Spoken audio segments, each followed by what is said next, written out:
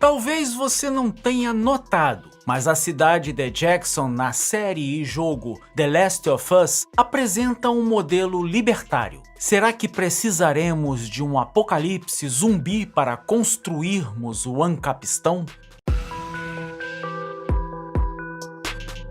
Este é o Visão Libertária, sua fonte de informações descentralizadas e distribuídas. Ajude a propagar as ideias de liberdade. Deixe o seu like e compartilhe com seus amigos. Um artigo seu pode virar vídeo aqui também, sabia? Este artigo foi escrito por Presbiteriano do Baixo Clero, revisado por Coreia com K e será narrado por mim, Djalma Guedes. Em um mundo caótico e devastado por um surto mortal que transforma pessoas em zumbis, a cidade de Jackson emerge como um modelo de sociedade funcional sem a presença de um Estado centralizado. No universo de The Last of Us, Jackson simboliza não somente uma cidade-refúgio, mas um novo paradigma de sociedade que pode nos levar a sonharmos e visualizarmos uma civilização autônoma e livre. The Last of Us revolucionou a indústria dos videogames com sua narrativa imersiva e personagens profundamente desenvolvidos. O primeiro jogo, lançado em 2013, recebeu aclamação global explorando temas de sobrevivência, moralidade e laços humanos em um mundo pós-apocalíptico. Para termos a melhor noção do sucesso, de 2013 até 2019, um ano antes do lançamento do The Last of Us 2, foram vendidos mais de 20 milhões de unidades. Fora isso, a franquia acumulou 240 prêmios. Inclusive, chegou até a ganhar prêmios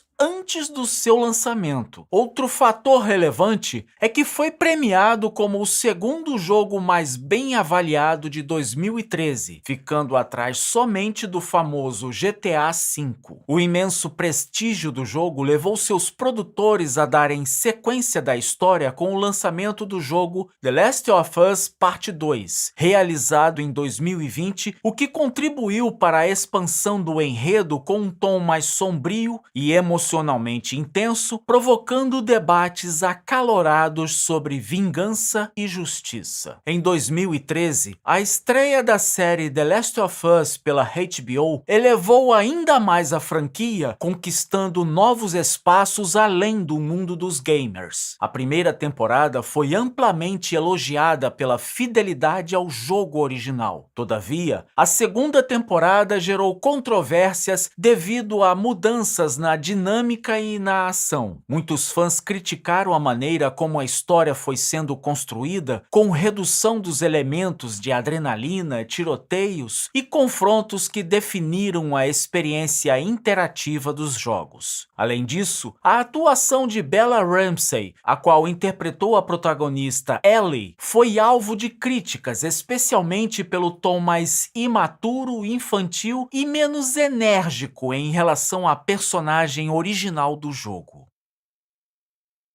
Todavia, o que importa para essa nossa conversa não é o enredo do jogo em si, mas uma cidade que aparece em sua narrativa. A cidade Jackson é vislumbrada no final da primeira temporada. Ali, Joel e Ellie, personagens principais, decidem morar após uma imensa trajetória na qual passaram na primeira temporada. Logo, não se pode especular muita coisa sobre esta cidade na primeira parte da franquia. No entanto, a segunda parte, tanto no jogo como na série da HBO, Jackson pôde ser mais explorada e observada pelos espectadores. A cidade possui mercados, lojas de soldagem, pubs, restaurantes e até um cemitério. Ela abriga cavalos, vacas, galinhas e uma próspera fazenda e estufas. As pessoas vivem uma relativa paz, organizam festas dançantes e eventos familiares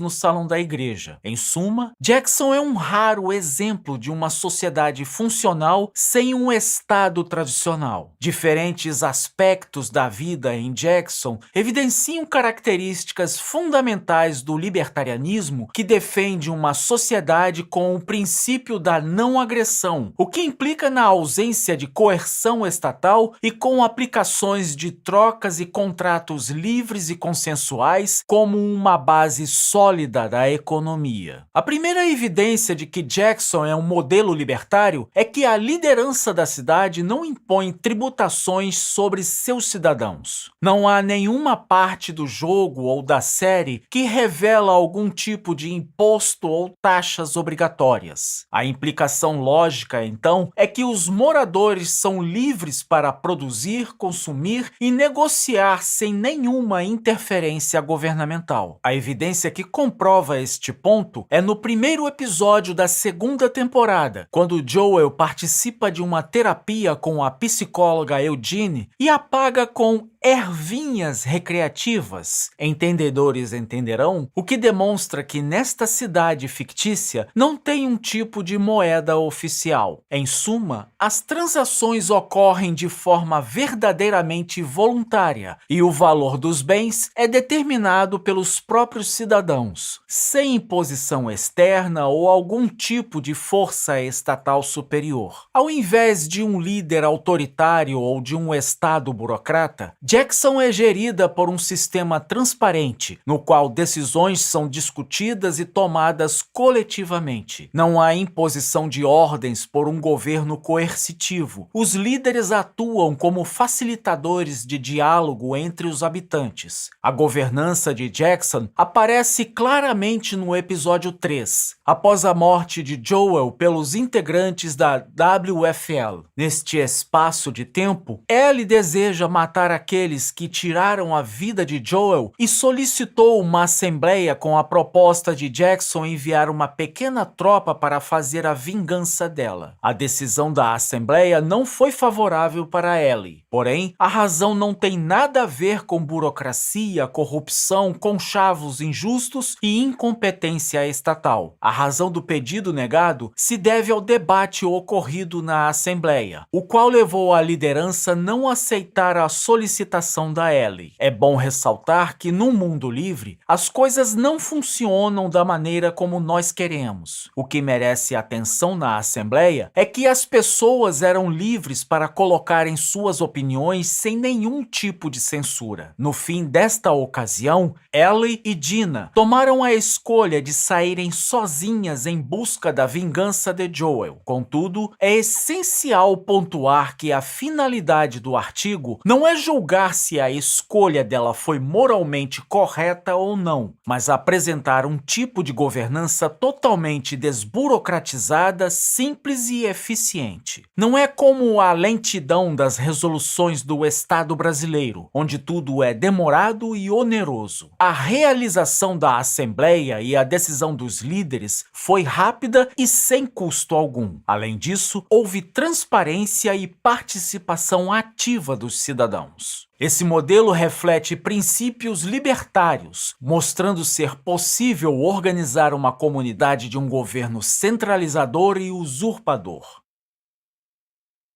Outro ponto que merece destaque é a segurança de Jackson. Diferente dos exércitos controlados pelo Estado, a segurança lá é garantida pelos próprios cidadãos, que organizam patrulhas para proteger a cidade contra invasores. Não há coerção estatal impondo regras. Em vez disso, os próprios moradores assumem a responsabilidade pela defesa do território, reforçando a ideia de que a proteção não precisa ser monopolizada por um governo. O episódio 2, por exemplo, mostra os homens de Jackson se defendendo de um poderoso ataque de infectados. Apesar de grandes perdas, no fim, eles conseguiram resistir à terrível invasão dos infectados. Depois disso, no início do episódio 3, vemos os próprios cidadãos reconstruindo a cidade com as suas próprias mãos. Imaginem se dependessem de um governo como o do Brasil para reconstruírem suas casas. Certamente ficariam meses com a cidade destruída e ainda seriam roubados por meio de alíquotas sufocantes. O funcionamento orgânico da cidade demonstra que os indivíduos podem estruturar suas próprias vidas e comunidades sem precisar de um governo para ditar regras. Alguns podem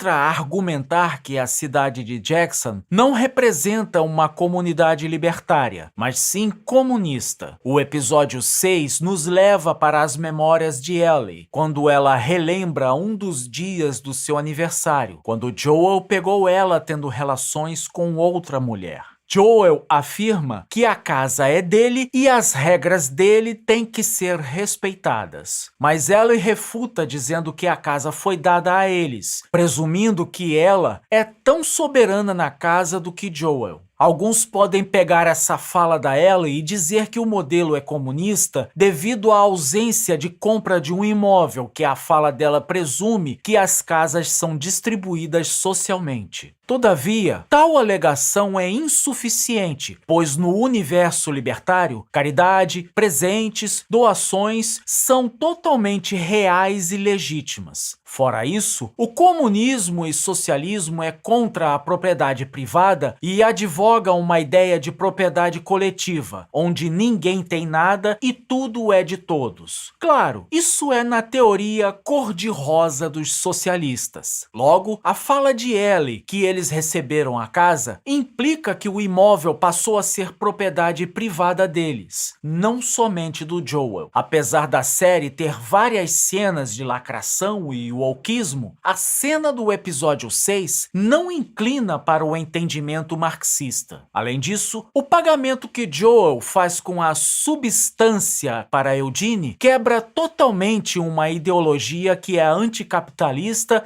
e antimercado. A fala da Ellie, portanto, não faz parte do vocabulário dos comunistas lunáticos. Diante do cenário de The Last of Us, Jackson representa um modelo de sociedade libertária viável, baseada na autonomia individual, na cooperação voluntária e na ausência de coerção estatal. Sua estrutura descentralizada e sua economia livre mostram que um mundo sem um governo burocrático, centralizador e inchado pode não somente existir, mas também pode prosperar. O sucesso da cidade evidencia que os princípios do libertarianismo podem ser aplicados na prática, permitindo que indivíduos vivam em liberdade sem depender de estruturas governamentais opressoras. Jackson prova que, mesmo em meio ao caos, é possível reconstruir uma civilização baseada na liberdade e na autodeterminação. E talvez, no fim das contas, essa seja a melhor mensagem da segunda temporada do The Last of Us. Obrigado pela audiência. Esse é um canal colaborativo. Participe você também. Cadastre-se agora mesmo no nosso site visãolibertaria.com e envie seus artigos por lá. Os nossos colaboradores recebem recompensas em Bitcoin. Inscreva-se no canal e clique no botão da campainha para ser avisado de novos vídeos. Até a próxima e viva a liberdade!